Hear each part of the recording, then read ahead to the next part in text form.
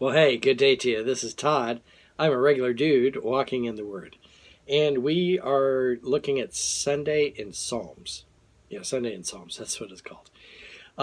We go through the book of Psalms every Sunday. Not the whole book, but we do it chapter by chapter. Today is episode 28, so we're going to be looking at Psalm 28. I like this psalm because it's a psalm of David. David wrote this psalm. But he starts out and he says, "To you, Lord, I call." So I imagine, and this is entitled today, The Telephone Call to God. I imagine when David, if David had a cell phone or even just a regular phone, this would be the way his call would be. And he'd be like, "Hey, God, this is, what I need to say to you." And so you'll follow down through here as we read. And he starts out, "Oh, God, I need your help, and I need you to do this," and so forth. And then at the end, it's praise to God because God has taken care of him. That's for sure.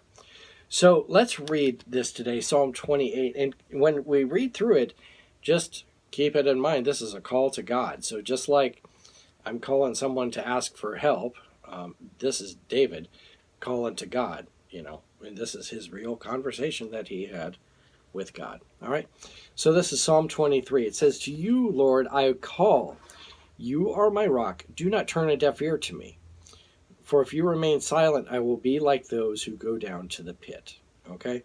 So he's starting out. He's like, "To you, Lord, I call. You are my rock." Okay.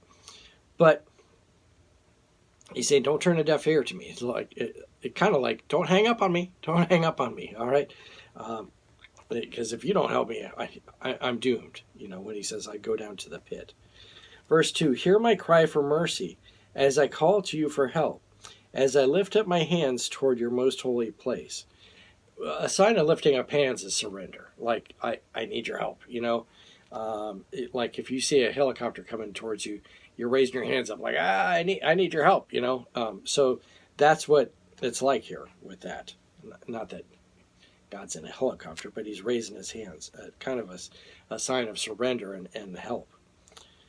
Verse 3, "Do not drag me away with the wicked, with those who do evil, who speak cordially with their neighbors, but harbor malice in their hearts.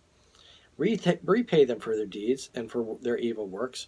Repay them for what their hands have done, and bring back on them what they deserve." Okay?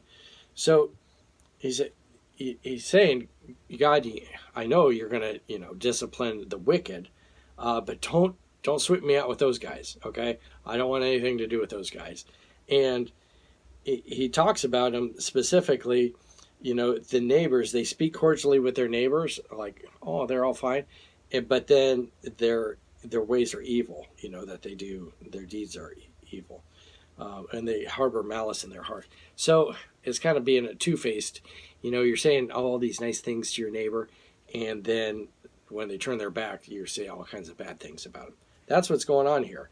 And David is saying, no, I don't want anything to do with those guys. I know you're going to discipline them, and I don't want anything to do with that. That's not my heart. All right?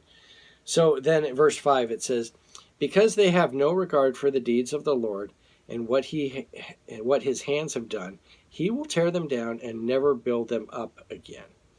So he knows here the discipline is coming because that's the way the Lord is. And he's going to tear them down and it won't be rebuilt. When the evil is destroyed, there's no coming back. Okay? When you go to hell, there's no coming back from hell. There's no second chances. Verse 6, "Praise be to the Lord, for he has heard my cry." This is where the praise starts up. We've gone through the first part of that call, and he's asked God for help. And don't do this. Don't sweep me out with the wicked. But now it has his praise. Verse 6, "Praise be to the Lord, for he has heard my cry and my cry for mercy." He's answered my call, and he's answered with mercy.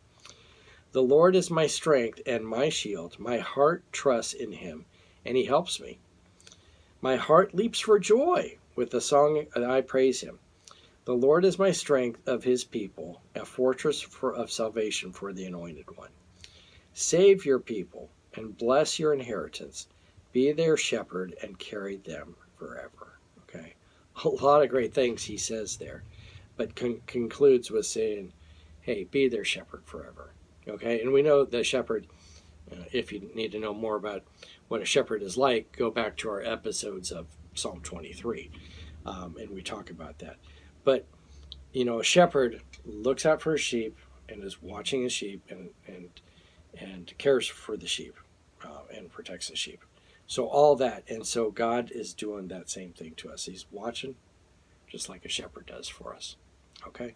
So that's Psalm 28. I thank you for watching. I'm just a regular dude walking in the Word, and I look forward to seeing you tomorrow as we continue our journey in Exodus, and then next Sunday we'll see you back here for Psalms again. Lord's blessing. I'll see you tomorrow.